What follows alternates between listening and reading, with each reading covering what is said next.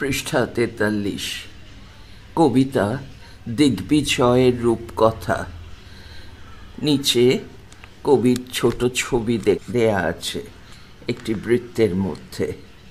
নবনীতা দেব সেন, ১৯৩৮ থেকে ২০১৯। বাঁদিকে একটি ছবি রয়েছে ফুলের বাগানের, তার মধ্যে একটি ছোট ছেলে দুহাত ছড়িয়ে হাসি মুখে দাঁড়িয়ে আছে। তার নিচে লেখা চিনে নাও। নবনীতা দেবসেন জন্মগ্রহণ করেছিলেন ১৯৩৮ খ্রিস্টাব্দে ১৩ই জানুয়ারি দক্ষিণ কলকাতায় তাঁর পৈতৃক বাসভবনে। তার বাবা মা ছিলেন বিশিষ্ট কবি দম্পতি নরেন্দ্র দেব এবং রাধারানী দেবী।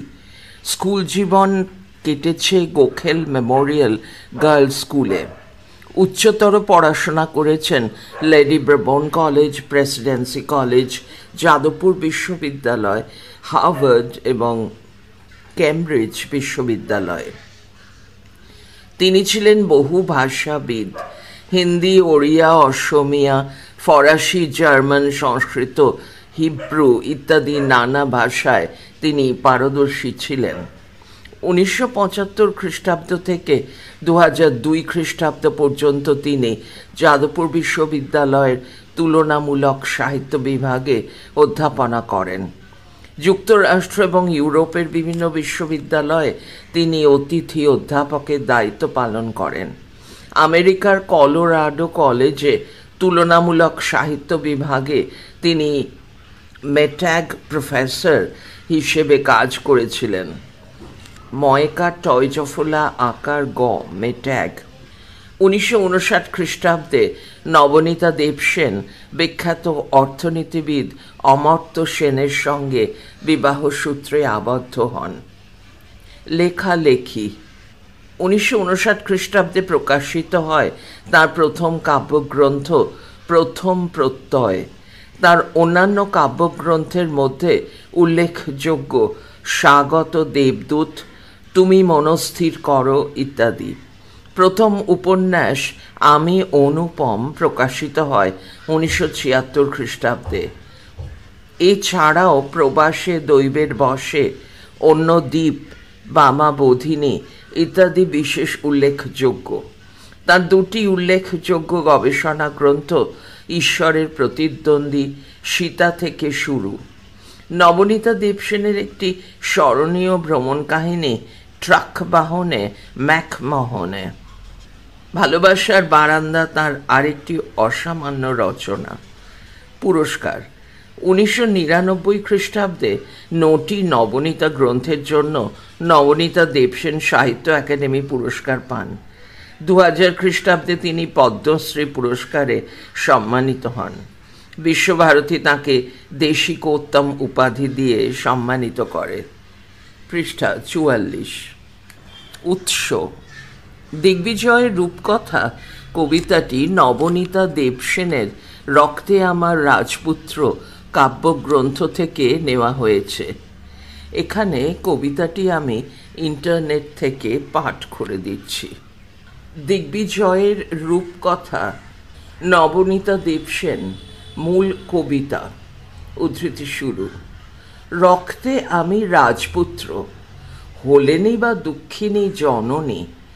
দিগ্বিজয়ে যেতে হবে, দুয়োরানি দিলেন সাজিয়ে। কবচ কুণ্ডল নেই, ধনুক তুনির শিরস্ত্রাণ কিছুই ছিল না, শুধু আশীর্বাদী দুটি সরঞ্জাম। পরে স্তবক।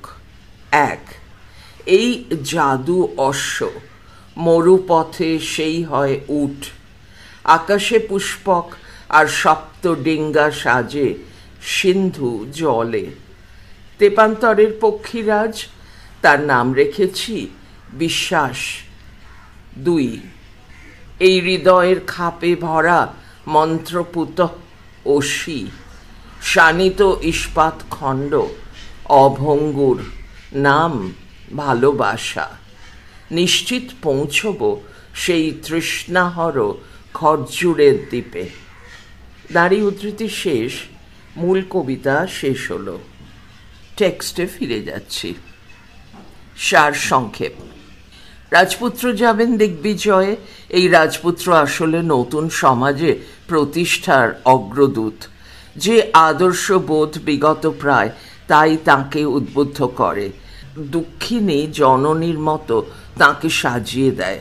দিগ্বিজয়ে যাওয়ার সময় এই রাজপুত্রের হাতে কবচ কুণ্ডল বা ধনুক তুনীরের মতো কোনো অস্ত্র বা শিরস্ত্রাণের মতো কোনো ধর্ম থাকে না। শুধু দুটি অমূল্য অনুভূতি, বিশ্বাস আর ভালোবাসাকে সম্বল করে রাজপুত্র দিগ্বিজয়ে যান আর স্বপ্ন দেখেন যে নিশ্চিতভাবেই একদিন পৌঁছে যাবেন তৃষ্ণাহর খরজুরের দ্বীপে, অর্থাৎ সুন্দর মানবিক পৃথিবীতে। রসতাত্ত্বিক বিচার। রাজপুত্র দিগ্বিজয়ে যান এই মানব সমাজকে সুন্দর করার দায়িত্ব নেন যিনি, তিনিই হলেন এই সভ্যতার রাজপুত্র। উত্তম পুরুষের বাচনিক ভঙ্গিতে কবি নিজেকে সেই নায়কত্ব দিয়েছেন। পুরনো আদর্শ ও মূল্যবোধের ভাঙনের কালে তাঁর এই দিগ্বিজয়ে অভিযাত্রা। এই সময়ও সামাজিক পটভূমিকে কবি দুঃখিনী জননী বলেছেন। দিগ্বিজয়ের যাত্রাপথে রাজপুত্রের কাছে কবচ কুণ্ডল, ধনুক তুনীর ইত্যাদি কোনো অস্ত্র কিংবা শিরস্ত্রাণ জাতীয় ধর্ম কোনো কিছুই ছিল না। যে নতুন সমাজ বিপ্লবে রাজপুত্র পড়তে চেয়েছেন তার জন্য তার অমোঘ অবলম্বন দুটি মাত্র জিনিস, বিশ্বাস এবং ভালোবাসা। বিশ্বাস কবির কাছে মরুপথের উট, আকাশের পুষ্পক, সিন্ধু জলের সপ্তডিঙা, তেপান্তরের পক্ষীরাজ, অর্থাৎ বিশ্বাস তাঁর এগিয়ে চলার বাহন। অন্যদিকে ভালোবাসা হলো মন্ত্রপুত অসির মতো শানিত ইস্পাত খণ্ড, এক অভঙ্গুর অস্ত্র। এই বিশ্বাস আর ভালোবাসাকে সঙ্গে নিয়েই বিপ্লবের রাজপুত্র কবি নিশ্চিত প্রত্যয় ব্যক্ত করেন যে একদিন পৌঁছে যাবেন তৃষ্ণাহর খরজুরের দ্বীপে, অর্থাৎ সুস্থ, সুন্দর, মানবিক এবং বাসযোগ্য এক পৃথিবীতে। নামকরণ। দিগ্বিজয়ের রূপকথা তাৎপর্য কেন্দ্রিক নামকরণের এক অসামান্য দৃষ্টান্ত। দুঃখিনী দেশ জননীর সন্তান দিগ্বিজয় যাবে, তার অভাবী মা তাকে সাজিয়ে দিলেন, কিন্তু তিনি নিজেই তো দুয়োরানি, উপেক্ষিত। তাই কবির দিগ্বিজয় যাত্রায় নেই যুদ্ধ সাজের জাঁক জমক, নেই কবচ কুণ্ডল, ধনুক, তুনীর, তয় দীর্ঘ মধ্যের নয় দীর্ঘই বয়শূন্য র, তুনীর, শিরস্ত্রাণ। সম্বল বলতে আছে আশীর্বাদী দুটি সরঞ্জাম, প্রথমটি বিশ্বাস আর দ্বিতীয়টি ভালোবাসা। বিশ্বাসকে কবি বলেছেন জাদু অশ্ব, যা মরুপথে হয়ে যায় উট, আকাশে পুষ্পক আর সমুদ্রে সপ্তডিঙা। অর্থাৎ বিশ্বাসে ভর করে কবি সমস্ত দুর্গমকে অতিক্রম করার প্রত্যয় ব্যক্ত করেছেন। ভালোবাসা কবির কাছে হৃদয়ের খাপে ভরা মন্ত্রপুত তরবারি, কিন্তু তা অভঙ্গুর। এই ভালোবাসা দিয়ে কবি বিশ্ব জয় করতে চেয়েছেন। কবি প্রত্যাশা করেছেন এই বিশ্বাস আর ভালোবাসায় ভর করে তিনি পৌঁছে যাবেন তৃষ্ণাহর খরজুরের দ্বীপে, অর্থাৎ এক সুন্দর মানবিক পৃথিবীতে। কবির দিগ্বিজয়ের জন্য যাত্রা আসলে এক মানবিক এবং বাসযোগ্য পৃথিবীর লক্ষ্যে। তাই তা এই চলমান পৃথিবী ও মানব সমাজের শ্রেষ্ঠতার রূপকথা, দিগ্বিজয়ের রূপকথা। জানার আকাশ। দিগ্বিজয়ের রূপকথা কবিতার রচয়িতা নবনীতা দেবসেন। নবনীতা দেবসেনের প্রথম কাব্যগ্রন্থ প্রথম প্রত্যয়। কবিতার প্রধান চরিত্র রাজপুত্র। রাজকুমারের যাত্রার উদ্দেশ্য দিগ্বিজয়। দিগ্বিজয় যাত্রার মূল লক্ষ্য পুরনো আদর্শ ও মূল্যবোধের ভাঙন। রাজপুত্র আসলে নতুন সমাজ প্রতিষ্ঠার অগ্রদূত বা নায়ক। রাজপুত্রের সম্বল বিশ্বাস আর ভালোবাসা। বিশ্বাসের প্রতীকী রূপ মরুপথের উট, আকাশের পুষ্পক, সিন্ধু জলের সপ্তডিঙা, তেপান্তরের পক্ষীরাজ। ভালোবাসার মন্ত্র শক্তি অসির মতো শানিত ইস্পাত খণ্ড, অভঙ্গুর অস্ত্র। রাজপুত্রের আস্থা মানবিক মূল্যবোধের পৃথিবী। না চেনা ক্যানভাস। নবনীতা দেবসেনের লেখা বইগুলোর অন্যতম তাঁর রূপকথা সমগ্র। সেখানে নানা সময়ে নানা স্বাদের নানা দেশের 61 রূপকথা সংকলিত হয়েছে।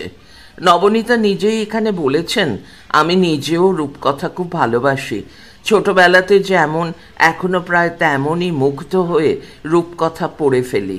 আমার রূপকথার গল্পগুলি সেই পড়ুয়াদের জন্য যাদের বুকের মধ্যে শৈশব অমলিন রয়েছে। বাংলা সাহিত্যের পাঠক মাত্রই জানেন এবং মানেন বাংলা শিশু সাহিত্যে উপেন্দ্র কিশোর রায়চৌধুরী, সুকুমার রায়, যোগেন্দ্রনাথ সরকার থেকে শুরু করে রাধারানী দেবী, সুখলতা রাও, লীলা মজুমদার, সত্যজিৎ রায় প্রমুখের সার্থক উত্তরসূরি নবনীতা দেবসেন। বিশ্বাস আর ভালোবাসাকে সম্বল করে নবনীতা দেবসেনের রাজপুত্র দিগ্বিজয়ে বের হয়। তার কবচ কুণ্ডল নেই, ধনুক তুনির শিরস্ত্রাণ কিছুই ছিল না। নবনীতা নিজেই লিখেছেন, ড্যাশ উদ্ধৃতির শুরু ডট ডট ডট, আমার রূপকথায় ডট ডট ডট, রাজা রাজপুত্তুরেরা আর নায়ক নন, ভুল ভ্রান্তি ভরা সাধারণ মানুষ ডট ডট ডট, তারা নিজেরা শত্রু জয় করেন, কিন্তু বাহুবলে নয় বুদ্ধি বলে। রাজা উদ্ধার করেন সুবুদ্ধির বলে ডট ডট ডট। নতুন যুগের মূল্যবোধগুলি এই নতুন যুগের ভাবনায় গোড়া থেকেই বুনে দেওয়া দরকার। রূপকথার দ্বারা তা সহজেই সম্ভব। আর আমরা মা বাবারা চাইব তারা স্বপ্ন দেখতে শিখুক। রূপকথা সকলের হাতেই এই সোনার কাঠিটি তুলে দিতে পারে, কেউ নেয় কেউ নেয় না। নারী উদ্ধৃতি শেষ। এরপরে পৃষ্ঠা 45, চুম্বক। মাঝখানে বৃত্তের মধ্যে রাজপুত্রের দিগ্বিজয় যাত্রা। বাঁদিকে প্রত্যয়ী কবি নিশ্চিত একদিন পৌঁছে যাবেন দুঃখ যন্ত্রণা মুক্ত মানবিক পৃথিবীতে। উপরে দুঃখিনী জননী তাকে সাজিয়ে দেয়। ডান দিকে সে যাত্রায় কবচ কুণ্ডল ধনুক তুনির শিরস্ত্রাণ কিছু ছিল না। নিচে বিশ্বাস আর ভালোবাসায় ভর করে কবির দিগ্বিজয় যাত্রা। শব্দার্থ ও টিকা। দুয়োরানী। আকাদেমি বানান অভিধান অনুযায়ী রানী, বৈষ্ণ রয়াকার দন্তের নয় রস্যই। রূপকথার গল্পের চরিত্র। রাজার দুই রানীর অন্যতম। রাজার সমস্ত মনোযোগ ছিল সুয়োরানীর প্রতি, আর দুয়োরানী ছিলেন উপেক্ষিত, চির দুঃখিনী। কবচ কুণ্ডল। কবচ কুণ্ডল মহাভারতে ছিল কর্ণের অধিগত। কবচরূপী ধর্ম এবং কুণ্ডলদ্বয়ের কারণে কর্ণ ছিলেন শত্রুদের অবদ্ধ। ইন্দ্র কর্ণের কাছে কবচ কুণ্ডল ভিক্ষা করেন।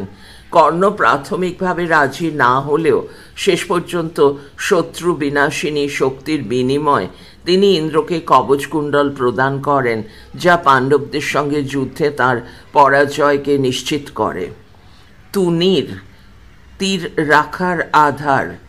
শিরস্ত্রাণ, মাথার বর্ম। আশীর্বাদী। আকাদেমি বানান অভিধান অনুযায়ী আ তালবস্যয় দীর্ঘই বয়রেফ আকার দয় রস্যই। আশীর্বাদকালে দেওয়া জিনিস। পুষ্পক। আকাশগামী রথ।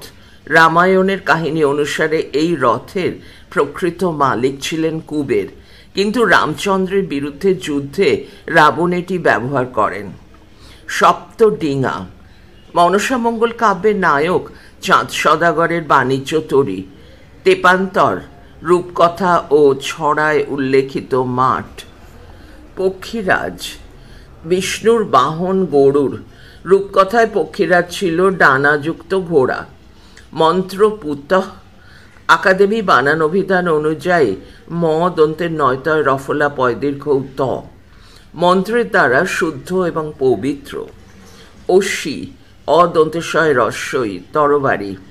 শানিত। আকাদেমি বানান অভিধান অনুযায়ী তালবস্য একার মধ্যে নয় দীর্ঘই ত, তীক্ষ্ণ বা ধারালো, অভঙ্গুর যা ভাঙে না, তৃষ্ণা হর তৃষ্ণা মেটায় যা, খরজুর খেজুর, দিগ্বিজয় আকাদেমি বানানবিধান অনুযায়ী দয়হস্যই গয়হস্যন্ত বয়হস্যই বর্গীয় জ অন্তস্থ অ, সকল দিক জয় করা বিশ্বজয়। জাদু অশ্ব রূপকথার গল্পে কথিত অলৌকিক ক্ষমতা সম্পন্ন ঘোড়া। রূপকথা লোককাহিনীর অন্যতম একটি ধারা। রূপকথার কাহিনীতে দৈত্য, পরী এবং অলৌকিক ক্ষমতা সম্পন্ন বিভিন্ন চরিত্রের সমাবেশ ঘটে। প্রাথমিকভাবে রূপকথাগুলি মৌখিক পরম্পরা এবং লোকশ্রুতির উপর নির্ভরশীল ছিল। পরবর্তীতে তা লিখিত রূপ পায়। বাংলায় ঠাকুরমার ঝুলি এরকম একটি চিরকালীন রূপকথার কাহিনী। সিন্ধু জল, সমুদ্রের জল। পড়া চলছে পরের ফাইলে।